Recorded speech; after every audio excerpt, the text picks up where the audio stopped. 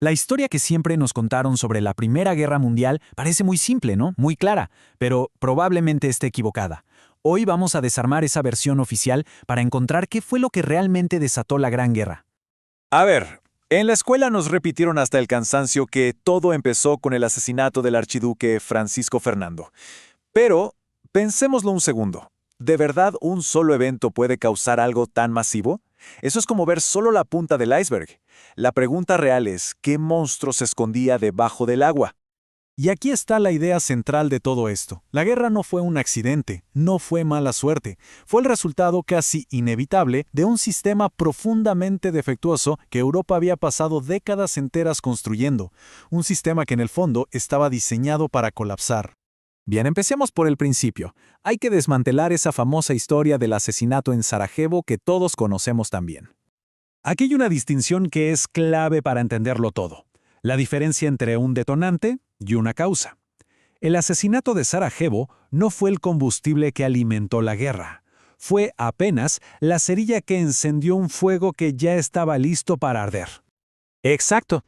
Decir que el asesinato causó la guerra es como culpar a una chispa por un incendio forestal, ignorando por completo que el bosque llevaba años seco y estaba empapado en gasolina. Europa en 1914 ya era un verdadero polvorín. Entonces, la pregunta clave es, ¿de qué estaba hecho ese polvorín? ¿Cómo se construyó ese sistema tan increíblemente explosivo? Vamos a desglosar sus componentes. Este concepto es fundamental para entender la paranoia de la época. Es un círculo vicioso perfecto. Imaginen esto, un país se arma para sentirse más seguro. Sus vecinos, al verlo, piensan que es una amenaza y, por supuesto, se arman también. Al final del día, todos están mucho más armados y paradójicamente se sienten infinitamente más inseguros que antes. Vayamos a un ejemplo concreto.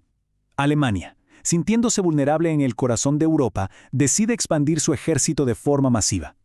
Desde su perspectiva, era una medida puramente defensiva, una necesidad lógica para protegerse.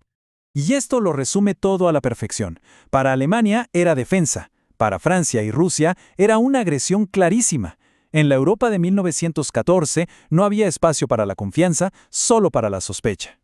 Y este siglo se convirtió en una carrera armamentista demencial que duró décadas. Cada nación gastaba fortunas en nuevas armas, en barcos, en ejércitos, no siempre con la intención de atacar, sino por el pánico absoluto de quedarse atrás.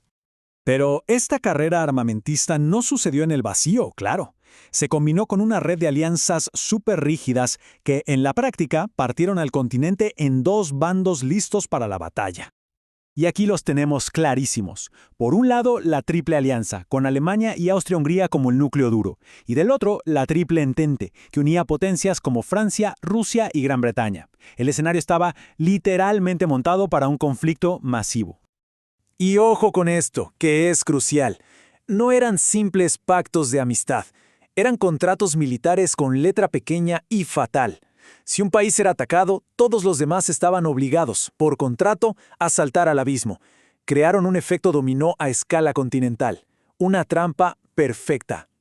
Y a esta mezcla explosiva le faltaba un último ingrediente: la ambición de una Alemania recién unificada, poderosa y con ganas de comerse el mundo. Su deseo de dominar el continente y los mares alarmó a sus rivales.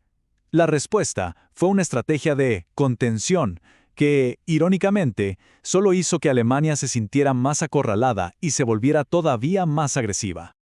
Con el escenario ya preparado de esta manera, volvemos a Sarajevo, y ahora sí podemos entender por qué no fue un evento al azar, sino la chispa predecible en la región más volátil de toda Europa.